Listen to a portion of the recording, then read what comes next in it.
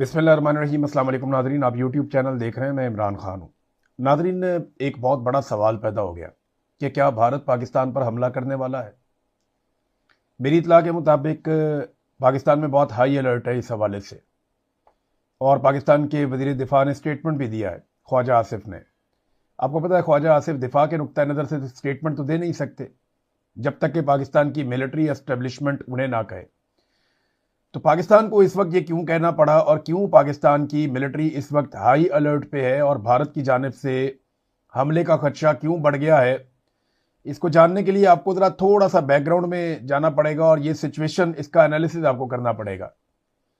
एक तो देखें, पाकिस्तान और यूएई के हालात ख़राब हो गए, और भारत के यूएई के साथ सबसे शानदार ताल्लुकात हैं दुनिया में। यूएई के अंदर दुनिया के सबसे ज़्यादा बाशिंदे जो रहते हैं वो भारत के हैं। यूएई की अपनी आबादी इतनी नहीं है जितनी आबादी वहां पे भारतीयों की है।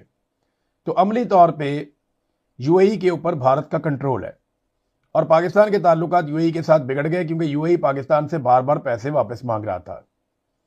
देखिए, उन्होंने पाकिस्तान पे बड़ा एहसान किया, हमें उनका एहसानमंद होना चाहिए। लेकिन पाकिस्तान के मिलिट्री एस्टेब्लिशमेंट के अकाउंट्स, पाकिस्तान की फौज से जुड़े हुए जो अकाउंट्स हैं, वो लगातार तज़हीक कर रहे हैं यूएई की कि हमें उनको पैसे वापस देने पड़ रहे हैं। उनके मुंह पे मारो पैसे, ए कायदे लहूती, उस रिस्क से मौत अच्छी, पता नहीं कभी कुछ, ये यूएई को ताने कस रहे हैं। हालांकि इतने सालों तक उन्होंने ये पैसा, लगभग 2 दहाइयों से ज्यादा हो गए, पैसे का एक बड़ा हिस्सा आज भी पाकिस्तान के अकाउंट में उन्होंने रखा हुआ था। उनका शुक्रिया अदा करके, उनका एहसान मान के, इज्जत के साथ उन्हें पैसे वापस करने चाहिए थे। लेकिन जब पैसे वापस कर रहे हैं तो बड़ी बदमज़गी के साथ। उसकी वजह है जो बताई जा रही है कि यूएई ने पाकिस्तान पे कुछ ऐसा करने के लिए दबाव डाला। मिसाल के तौर पे वो खारजा पॉलिसी को अपने मुताबिक पाकिस्तान की चलाना चाह रहे थे, और हालिया ईरान, अमेरिका और इसराइल जंग में पाकिस्तान से एक बड़ा इंपॉर्टेंट रोल वो चाहते हैं कि पाकिस्तान प्ले करे। पाकिस्तान ये कर नहीं सकता, पाकिस्तान के अंदर आग लग जाएगी, और पाकिस्तान के जर्नैल ये बात अच्छी तरह जानते हैं कि वो अंदर से टूट फूट का शिकार हो जाएंगे अगर वो इस लड़ाई के अंदर आंखें बंद करके उतर गए तो। अब दुनिया से वादे इन्होंने बहुत बड़े बड़े किए हुए थे, अमेरिका से इतने वादे किए हुए, उनकी आंख के तारे बन गए थे। ये वादे पूरे नहीं कर पा रहे। अभी तक बगराम एयरबेस आसिम मुनीर साहब अमेरिका को लेकर नहीं दे सके। वहां ईरान के साथ जंग भी शुरू हो गई है। डोनाल्ड ट्रंप को जरूरत है बगराम एयरबेस की, वो मांग भी चुका है, लेकिन आसिम मुनीर साहब अभी तक बगराम एयरबेस अमेरिका को नहीं लेकर दे सके। फिर जो सऊदी अरब के लिए जो वादे किए गए थे, बगैर सोचे समझे वहां पे एक मुआहदा कर लिया, वो मुआहदा भी पूरा नहीं कर सके, यूएई के मेयार पे भी पूरा नहीं उतर सके। हालांकि इन्होंने उनकी बहुत पॉलिश की, और यूएई को लगता था जैसे हमारे सबसे ज्यादा वफादार है, लेकिन वो भी नहीं हुआ। तो इंडिया को तो ऐसा मौका चाहिए था। इंडिया ने, आपको याद है, उन्होंने कहा था कि ऑपरेशन सिंदूर हमारा जारी है, उसमें सिर्फ वक्फा आया, और वो इंतजार कर रहे थे कि पाकिस्तान के ऊपर से वो हाथ कब उठते हैं जिनके बलबूते पे पाकिस्तान गेम डालता है। चाइना के मामला था आपके सामने, चाइना ने पैसे वापस मांगे, उन्होंने कहा पैसे दो, हमारे ड्यूज क्लियर करो। अब ये जो चाइना ने पैसा मांगा है और जिस तरीके से मांगा है, और बॉडी लैंग्वेज अगर आप देखें इसहाक डार के साथ खड़े होकर जिस तरह चीनी वजीर खारजा बात कर रहे थे, वो नजर आ रहा था कि वो दे आर नॉट हैप्पी। और ये बात अब मैं आपको जिम्मेदारी के साथ बता रहा हूं कि जो लोग फॉरेन ऑफिस को कवर करते हैं, जो सीनियर सहाफी हैं, उनसे मेरी बात हुई। उन्होंने कहा जी, जनरल बाजवा ये पॉलिसी लेकर आया था कि चीन को हटाओ और अमेरिका को लाओ। जनरल बाजवा ने इस पॉलिसी पे इमरान खान के दौर में ही काम शुरू कर दिया था। इमरान खान के दौर में भी कुछ वुज़रा इस काम के लिए इस्तेमाल हुए, कुछ जानते हुए, कुछ अनजाने में, लेकिन चाइना तब भी नाराज हो गया था। ये बात ठीक है, इमरान खान के दौर में भी वो कुछ हद तक नाराज हो गया था, और जनरल बाजवा की यह पॉलिसी थी। जनरल आसिम मुनीर ने आने के बाद 100% यकीनी बनाया उस काम को जो बाजवा के दौर में 70%, 60% हो रहा था। अब चाइना को बच्चा तो नहीं है, वो दुनिया के अंदर सुपर पावर बनने जा रहा है। वो दुनिया का एक बेहतरीन, पूरी दुनिया में तजारत करते हैं, दुनिया की अलग अलग कौमों को मिलते हैं, उनको पता है कि कौन क्या कर रहा है और मामला कहां से चल रहा है। मैं चाइना का एक बड़ा जबरदस्त उनका एक अकाउंट है चीन का, मैं वहां पे एक उनकी एस्टेब्लिशमेंट से करीब समझे वाले चीनी स्ट्रेटेजिक तजियाकार हैं, ये अकाउंट है, और इसकी एक पोस्ट है, उसके बड़ा वबेला पाकिस्तान में मचा हुआ है। वो पोस्ट है क्या, जरा पहले आप वो पोस्ट देखें, आपको आइडिया हो जाएगा। और ये चीनी एस्टेब्लिशमेंट के करीब समझा जाने वाला अकाउंट है। ये कहता क्या है? वो कहता है पाकिस्तान के बारे में हाल ही में बहुत सी खबरें गर्दिश कर रही हैं और इनमें ज्यादातर का ताल्लुक मौजूदा हुकूमत के दिखावे और तवज्जो हासिल करने वाले सफारती अंदाज से है, जो महज नुमाइशी है और हकीकत से खाली है। नंबर 1, उसने कहा जी, अरब ममालिक का पाकिस्तान से अपने वाजिबुल अदा कर्जों की वापसी का मुतालबा करना। वो कर्जे जो पहले रोल ओवर हो जाते थे, सच मालूम होता है ये वादे तौर पर, और पाकिस्तान की जानिब से उनके साथ जो वायदे किए गए थे वो पूरे नहीं पाकिस्तान कर रहा, तो वो मायूस हो गए हैं। जरूरत से ज्यादा वादे पाकिस्तान ने सऊदी अरब के साथ और यूएई वगैरह के साथ कर दिए थे, ये उन्होंने बताया। दूसरा कहते हैं कि जहां तक पाकिस्तान के चीन से J-35 लड़ाका तैयारे खरीदने का ताल्लुक है, तो ये एक झूठी खबर है। पाकिस्तान के पास ऐसे तैयारे खरीदने के लिए पैसे ही नहीं है। इसके अलावा चीन को खदशा है कि पाकिस्तान अमेरिका और तुर्की को खुफिया मालूमात फराहम कर सकता है। मजीद ये कि चीन के नुक्ता नजर से भारत के पास अभी तक स्टेल्थ फाइटर तैयारे है ही नहीं, लिहाजा पाकिस्तान को इनकी जरूरत भी नहीं है। नंबर 3, पाकिस्तान की मेजबानी में होने वाले अमेरिका और ईरान के जो मुज़ाकरात हैं उनमें कोई पेशरफ्त नहीं हुई। चीन ने जामिन के तौर पर काम करने की पाकिस्तान की दरख्वास्त पर कोई जवाब नहीं दिया और पाक चीन 5 नुकाती मुश्तरका एलामिया महज लफाजी का मजमुआ था। तमाम झूठी खबरों के बावजूद अब तक किसी भी आला अमरीकी या ईरानी एहलकार ने मुज़ाकरात के लिए पाकिस्तान का दौरा नहीं किया।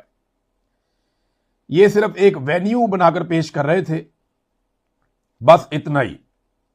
यानी वो थोड़े दिन पहले मुतीउल्लाह जान साहब भी कह रहे थे कि पाकिस्तान का किरदार इतना ही होगा जैसे शादी में शादी हाल वालों का होता है। ईरान और अमेरिका अगर मुज़ाकरात करते हैं पाकिस्तान में तो वो कहते हैं वो भी नहीं हुआ, कोई भी नहीं आया।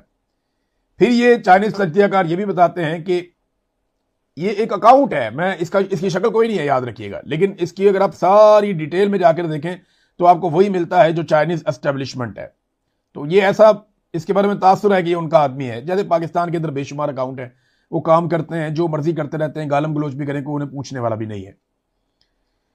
तो वो ये कहते हैं कि एक मुस्बत पेशरफ्त यह है कि पाकिस्तान और तालिबान के दरमियान अमन मुज़ाकरात हो रहे हैं। चीन इसकी हौसला अफजाई कर रहा है और ऐसा लगता है कि दोनों फरीक किसी ना किसी मफामत पर पहुंच गए हैं। अब ये चाइना ने जबरदस्ती करवाया, पाकिस्तान और अफगानिस्तान को बिठाकर जंगबंदी करवाई है, ये मैंने आपको पहले भी बताया था। ये सारी चीजें इशारा कर रही हैं कि पाकिस्तान को जहां जहां जो जो सपोर्ट मिलती थी ना, वो सपोर्ट अब उस तरह से तो नहीं है। तो इंडिया क्या वाकई इस मौके से फायदा उठाएगा और पाकिस्तान के ऊपर एक हमला करेगा? देखिए ना, डोनाल्ड ट्रंप की ख्वाहिशात पाकिस्तान पूरी नहीं कर रहा, इसराइल की ख्वाहिशात पाकिस्तान पूरी नहीं कर रहा, यूएई की ख्वाहिशात पाकिस्तान पूरी नहीं कर रहा, सऊदी अरब की ख्वाहिशात पाकिस्तान पूरी नहीं कर रहा, चाइना को पाकिस्तान से शिकवे और गिले हैं। तो ऐसे में इंडिया को इससे बेहतर मौका क्या मिलेगा? ये अगर वाकई पाकिस्तान तैयारी कर रहा है और हाई अलर्ट पे चला गया है और वजीर दिफा जो है इस किस्म के खदशात का इजहार कर रहा है कि फॉल्स फ्लैग ऑपरेशन इंडिया में होने वाला है, जिसके नतीजे में इंडिया पाकिस्तान पे अटैक कर सकता है, हम ज्यादा तगड़ा जवाब देंगे, वो तो जब वक्त आएगा उसके ऊपर तब बात करेंगे। लेकिन क्या इंडिया अटैक करने वाला है? यह सवाल पूरी शिद्दत से पूछा जा रहा है, मेरे ख्याल में जायज पूछा जा रहा है। इसकी वजूहात हैं कि यह सवाल इस वक्त उठाया जाए। दावे किए जाते थे जी दुनिया के फैसले पाकिस्तान कर रहा है, यह भी थोड़े दिन पहले कह रहे थे कि दुनिया के फैसले पाकिस्तान कर रहा है, और पाकिस्तान पहले अपने फैसले तो कर ले। ईरान से तेल ले नहीं सकते, पाइपलाइन बिछा नहीं सकते, रशिया से तेल ले नहीं सकते, जो 20 वहां से टैंकर्स निकले हैं आबना हुरमज में से, वो किधर गए ये बता नहीं सकते। वो कहते नहीं 2 हमारे हैं, बाकी पता नहीं किसके हैं। किसके हैं भाई, बताओ तो सही। पाकिस्तानी झंडा लगा के किसको नवाज दिया आपने? पाकिस्तानियों की तो पीठ में चिरा घोंप दिया आपने। यहां तो पेट्रोल महंगा कर दिया, बेशुमार महंगा कर दिया। पाकिस्तानियों को क्या मिला? हमारे झंडे लगाकर तेल कौन ले गया? भाई पाकिस्तानी परचम जो है वो पाकिस्तानियों का है ना, उमलकियत हमारी है। हमारे झंडे लगाकर तेल कौन ले गया और उसमें पाकिस्तान की कौम को क्या मिला और किसने कितना कमीशन खाया? इसका कोई जवाब है किसी के पास? ये सारी चीजों की इंक्वायरी होनी चाहिए। बहरहाल अपने फैसले जनाब हम कर नहीं सकते, दुनिया के फैसले करेंगे हम। हमारा बजट तक तो आईएमएफ बना रहा है, खुद तो हम बजट भी नहीं बना पा रहे बदकिस्मती से। पेट्रोल कितना महंगा करना है, बिजली कितनी महंगी करनी है, फैसले तो आईएमएफ करता है। अभी इन्होंने फिर वादा कर लिया आईएमएफ से कि जैसा आपका हुक्म, जब आप कहेंगे हम जनाब आपके लिए अब बिजली भी महंगी कर देंगे। अब ये गैस के और पेट्रोल के बाद बिजली महंगी करने जा रहे हैं। और हालात इन्होंने पाकिस्तान में ये कर दिए हैं कि जो अमीर तबका है, जिनको आसाइशें हैं, जो एलीट क्लास है, उनको 49 खरब 75 अरब का टैक्स इस्तिस्ना दिया गया है 2 सालों में।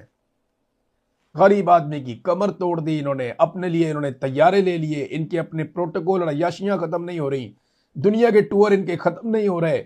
आधा पाकिस्तान जो है गुर्बत की लकीर से नीचे चला गया है, सरमायाकारी पाकिस्तान में आना बंद हो गई है, सियाहत पाकिस्तान के अंदर खत्म होती चली जा रही है, कोई पाकिस्तान पे एतबार करने को तैयार नहीं है। इन्होंने लगभग 50 खरब रुपए का टैक्स का इस्तिस्ना दे दिया कि आप टैक्स ना दें, कोई बात नहीं है, गरीब आदमी को दो ना टैक्स का इस्तिस्ना।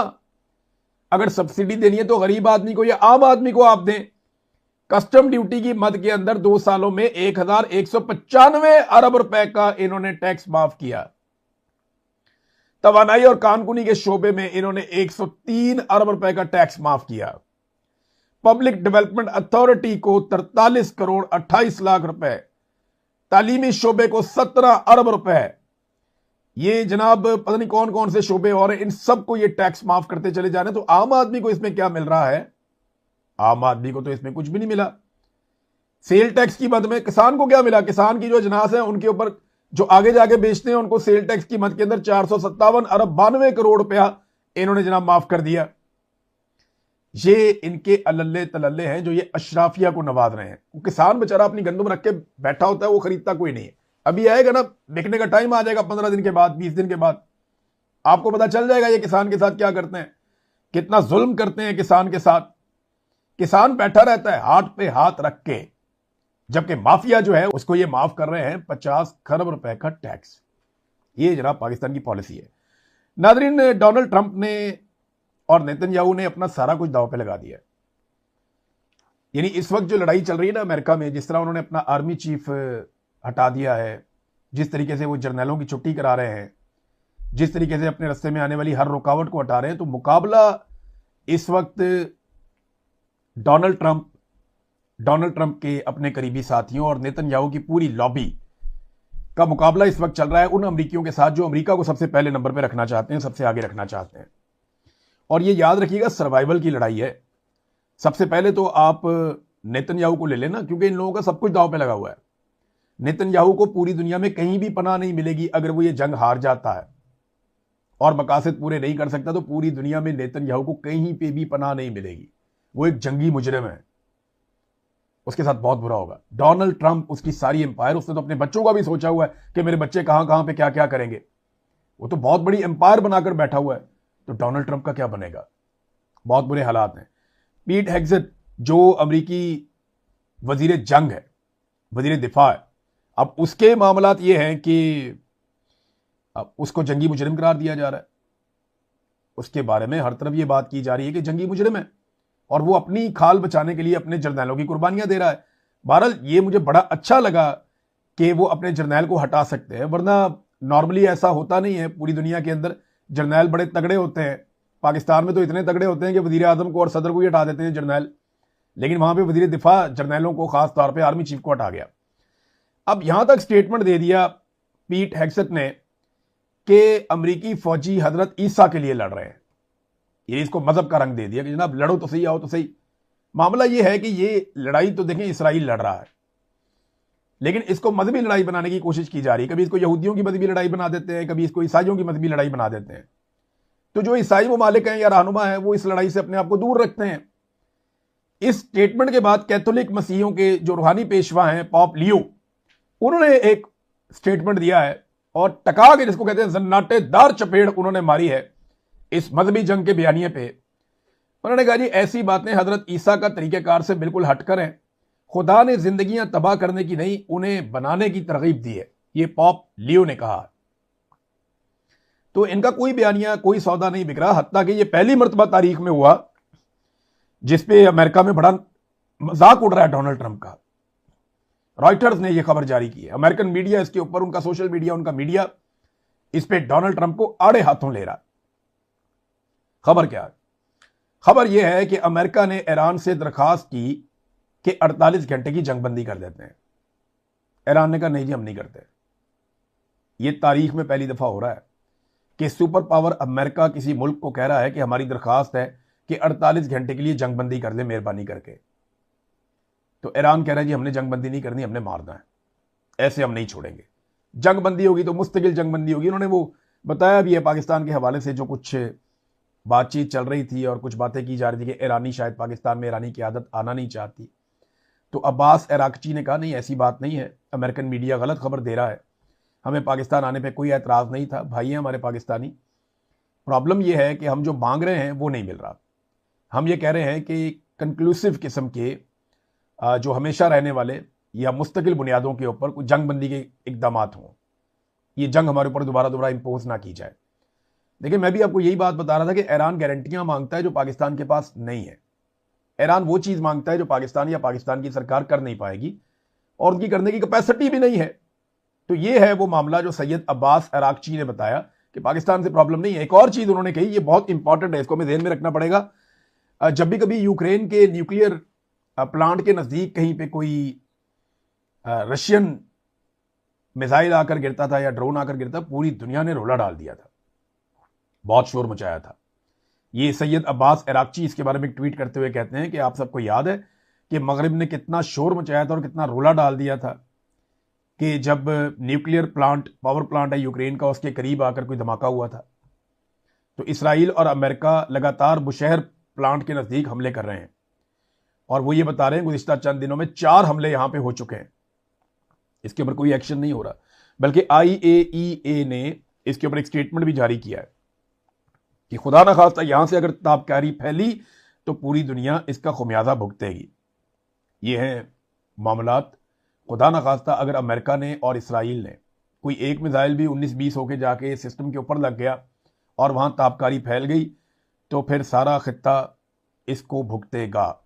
नाज़रीन, जिस वक्त डोनाल्ड ट्रंप ने यह स्टेटमेंट दिया ना कि ईरान की फ़िज़ाई हदूद हमारे कंट्रोल में है, हम जहां चाहें उसके ऊपर प्रवास कर सकते हैं, जहां चाहें उसके ऊपर जहां दिल करे हम जा सकते हैं, उसके फ़ौरन बाद जो है वो अमेरिकी तैयारे एक के बाद एक, एक के बाद दीगरे गिरना शुरू हो गए ईरान के अंदर, उनके हेलीकॉप्टर्स, उनके तैयारे। अब ईरान दावा करता है कि इन्होंने बहुत ज़्यादा गिरा दिए, अमेरिका दावा करता है नहीं इतने ज़्यादा नहीं गिराए, लेकिन गिराए ज़रूर है। अमेरिका जो है वो अपना नुकसान तस्लीम करता है, लेकिन ईरान जितनी बड़ी मिकदार में वो नुकसान बता रहा है उतनी बड़ी मिकदार में अमेरिका तस्लीम नहीं करता। तो तैयारे गिरे कौन से हैं, मुबैना तौर पे मैं कहूँगा, इसलिए कि अभी टेक्निकली चीज़ें क्लियर नहीं है। F-35 के बारे में कहा जाता है लेकिन अभी क्लैरिटी इसके बारे में नहीं है, ये तैयारा तबाह हुआ है।